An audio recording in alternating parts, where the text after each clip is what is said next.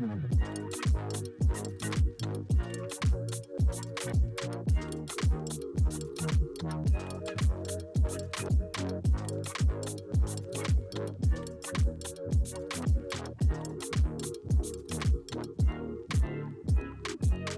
hello, hello. I am Nikole, and welcome back to the channel.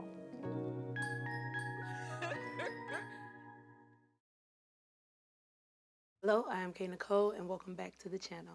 Now we are here to jump right back into our Run It Back series, where we are getting into the top 10 singles, albums, and moments of the year. Now, if you if you missed the first 2 episodes, you definitely want to go back and catch up.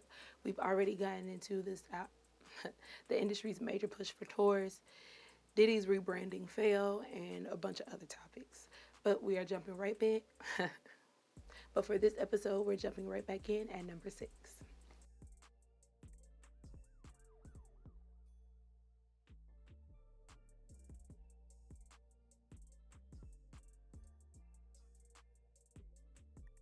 Now, a more personal favorite song of mine this year was Ray's Escapism. It's actually not your typical song to have a TikTok moment, but I think we can attribute Ray's skillful writing to it having such success. Escapism is masterfully produced, and it takes you on this spiral of someone journaling through a recent breakup. The fusion of genres like hip-hop, pop, and alternative definitely cement the feeling of the spiraling that's happening throughout the song. And I have to say, Ray's debut album, My 21st Century Blues, is absolutely an honorable mention for the top 10 this year. Because after her challenging history with this industry, Ray was able to prevail as an independent artist. Her debut project featured real raw stories, especially in songs like Ice Cream Man, and the project actually charted very well both in the US and the UK. And honestly, I was shocked to see it missing from the Grammy nominations this year, but she'll get them next time. Friday also delivered a great debut project. It's another one that's representing for the R&B lovers. The single When It Comes to You landed at number 7 on the Billboard Hip Hop and R&B charts and had its lasting impression on social media. We did happen to get into Friday's story a little bit on Phase 1 this year, but that was before him releasing his debut project. This album was filled with themes of relationships, juggling success, and a lot of real raw storytelling. He really didn't miss a beat when putting together this project. I did want a little bit more from his rollout, especially this being a self-titled debut project. I wanted to see a little bit more of him really getting out there to being able to sell his art. I feel like we kind of got the album in a bit of a surprise. It felt like after we announced the album, it was like, okay, now we're going to push go, where I feel like we could have built some more traction, and then maybe the attention on the album would have lasted a little more than just a month or two. But all in all, it was a great project. He's had more moments throughout this year being featured on other people's projects. And I think this year he's been able to really define an audience for himself. So honestly, it was a little bit of a weird year for a lot of debut projects and really albums in general. Some of the highly anticipated and especially some of the surprise albums didn't really do major numbers when it comes to sales. It led to this ongoing discussion of the 10K first week album sales that happened with a lot of artists when it comes to Chloe Bailey, Coi Leray, BB Rexa, and Sweetie. And honestly, it really didn't matter how much effort was put into the project either before or after its release. I think the numbers just were what the numbers were. And me personally, I could be wrong, but I don't really put a lot of weight on the first week sales. I don't think it's telling, especially for newer artists when we are in a streaming age. People really aren't buying albums anymore. You don't even see physical copies in stores like that at this point.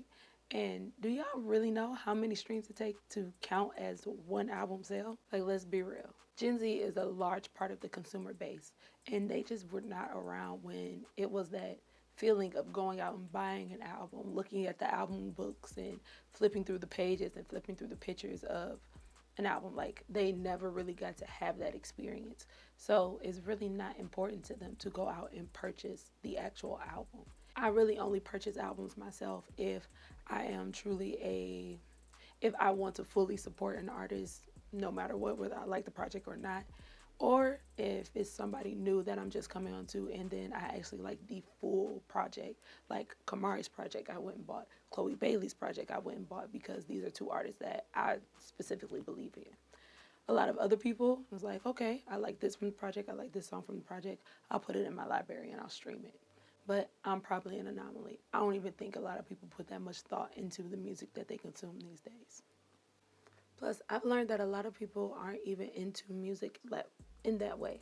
A lot of people only really consume top 40 and what is put out and overly saturating the market. So for me personally, when it comes to an artist's success, I really don't want to hear about their album sales. What I do want to hear though are about those ticket sales when it comes to the shows. To me, that's the real test of marketability and someone who is going to stand out and who has an engaged audience.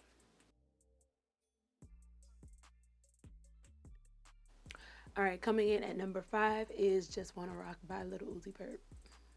And I know some of y'all are sad at me right now, like, really, girl? But I have to say, universally across the board, this song has been a moment throughout this year with the dance craze and even its sound influencing major artists like Beyonce actually incorporating on her tour, and Nicki Minaj kind of taking a bit of that sound and putting it on her new album with Everybody. Uzi definitely found a master key with this song, as he typically does. He kind of every once in a while kind of finds a song that's kind of going to break up the market. And also, me personally, y'all know I kind of love when songs or an artist chooses to do something that's kind of genre bending, especially in the space of hip hop. I feel like songs like this help push their genres forward. Jackman by Jack Harlow was also one of my favorite albums this year, coming in at number 5. Jackman peaked at number 1 on the Billboard charts and even earned Jack Harlow a Album of the Year at the BET Hip Hop Awards. To get into the full breakdown of this album, you guys can slide over to the episode of Game Plan that we did on this project. And to kind of get into how he chooses to do his album cycles, of course, tap in with that Game Plan episode. Jackman was a very introspective album coming from Jack Harlow. I honestly did not expect that. I obviously knew he was skilled. I knew he was popular. And I had consumed his music here and there. I was going to kind of continue to go along the space of pop domination when it came to his space in rap. But he decided to pivot and really go for that storytelling approach. Honestly, after having such major pop success, kind of pivoting and doing something that's a little more classic hip hop and going more so in the storytelling after gaining such a pop audience, it was definitely a risk. But I think it kind of gave him a little more cred when it comes to the hip hop community and kind of made people look at him differently and be like, hey, we should probably take this kid a little more serious. It was definitely well received by blogs, critics, and his real fans. But I kind of feel like we walked away from this album cycle a little too fast as well. Around the same time, he did have White Man Can't Jump come out on Hulu. With having that album and that film out, I definitely thought we were going to see a lot more of Jack Harlow throughout this year. But he kind of faded away a little bit, which was surprising to me. We didn't get a tour, we didn't get any extended content, nothing. So I don't know how he felt about the reception to the project, or maybe he was feeling like he should have stayed more pop leaning. I don't know. But he is closing out this year with a number 1 song that is definitely more so in that pop lane with Lovin' on Me that is also taking over TikTok as well. So I think I was kind of onto something calling that he's probably going to flip flop between doing something that's a little more classic hip hop and going more so the pop route. I don't know if that's going to rebalance for him or if it's going to read well with maintaining and expanding his audience. Hopefully it goes well. I honestly think it's a smart play for him because we've seen how question some of our top rappers such as Drake who started out with like a classic rap feel but then kind of went more pop and has stayed in the pop lane. So yeah, we'll see how that reads in his longevity. As y'all already know, it was also the 50th anniversary of hip hop.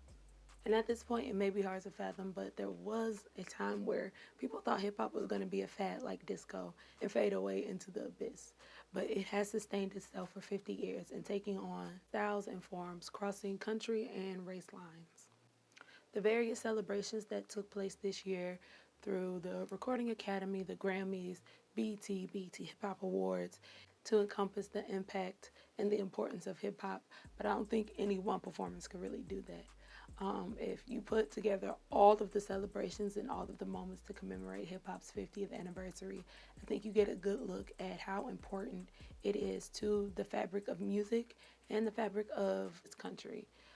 This is kind of the evolution from jazz, from blues, from folk, from country. I feel like hip hop is kind of like black people's final stamp of us getting to tell our stories. As it just laid out, our music has taken on so many forms and has inspired so many genres and so many people. Hip hop is that last little link in the chain of how people have come to tell stories through music and kind of created a cultural exchange. It was definitely great to see a lot of newcomers such as Flo Milli take on their own version, their own personal version of celebrating the 50 years of hip hop. I think she, throughout this year, reimagined and reinvented major hip hop moments that were assumingly influential to her. And it was also great to see a lot of our hip hop greats take center stage again and kind of have this resurgence and new discovery for a lot of young people to know where this music came from, as well as getting to see them share the stage with newcomers in a way to pass the torch. So it was a good year for the 50 years of hip hop. All right, y'all, that is a wrap on this episode of Run It Back. Once again, I want to know what was you guys' favorite albums of the year and what were some of your biggest moments? How did you guys feel about the 50 years of hip hop celebration? And and what's your guys' take on the discussion of sales? Do you guys think that album sales really make or break an artist at this point? Drop down in the comments, let me know. And tap in with me for the next episode. We're winding it all the way down, getting into the top releases and top moments of this year. I'll catch y'all in the next one.